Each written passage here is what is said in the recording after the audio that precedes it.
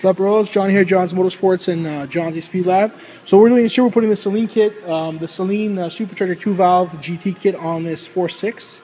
I'm rushing the video a bit because I'm so busy here at the shop. Long story short, what we have here is you have the connectors here for the fuel injectors, the coil packs. We're removing those. Plenum here is different than a stock GT. You have 4 bolts here, but it's more or less the same. We're reusing some of the parts that are on here for this kit. So you have your TPS sensor, you have your idle air control, you have the spring that you will reuse, and basically that's it. We're going to be removing this manifold. These bolts are coming off. That's all going to come up.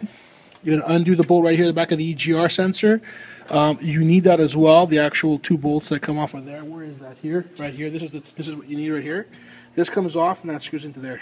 So also you're going to undo the outlet for the radiator.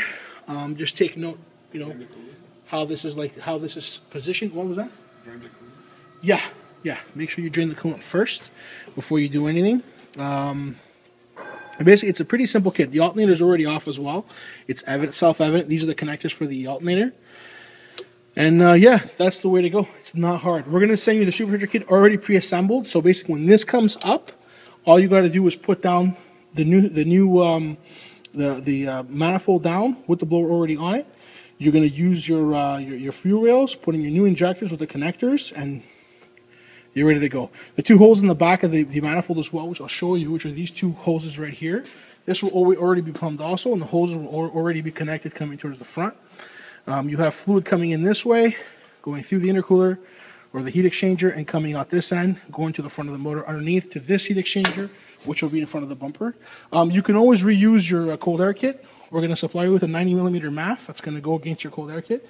That's really up to you. Or if you have the stock cold air that comes with the vehicle, you can do it like the Saleen instructions show, cut and fit things on there. But we're doing it the proper way. We're giving you a 90mm MAF, so it won't peg. We're giving you a 340 liter per hour pump in the tank. We're giving you the intake air temp sensor from a Lightning, and that's going to be positioned here with the connector. And yeah, basically that's how we're going about it. It's not difficult. Okay, we go step by step and I'll show you how to go. All right, guys, so here's the blower in question. This is the actual 1.6 from Whipple. It's a Lysholm blower. We supply you also with the TR6 4177s. These are the colder plugs for your vehicle. And as you can see, I mean, it's a pretty sick blower.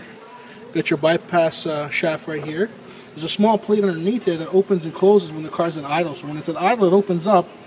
It's more efficient, and it can actually breathe without having to mess with that. Use your stock throttle body right here. And it's pretty simple. We're going to be putting this onto the manifold that's right there, and then onto the vehicle. And we're going to show you step by step everything. So yeah, so you guys get a good idea of what's going on here as far as putting this blower in the car. I mean, we're going to show you everything. It's a pretty simple kit to do. The fuel pump may be a challenge for somebody at home, but you could always put the fuel pump on later at a garage, pay somebody to put the fuel pump on. But I mean, the rest is pretty simple, and we supply everything ready to go. The manifold will be on the blower, the elbow will be on, everything will be assembled. So all you got to do is pop your old manifold off, as you see here. And in this case, we're going to be just changing the gaskets. You may need to change your gaskets. Sometimes they're cracked. Like in this case, there was one that's cracked. We won't put a cracked gasket back on the vehicle here. So this one or this one, I think it's this one right here. These are the stock. So as you can see, this is cracked. I won't put this back on the car. So we're going to change that for the customer. And yeah, so I mean, basically that's how we go about it. It's not that big of a deal as a kit, but you just have to take your time, be smart, and place everything right. All right?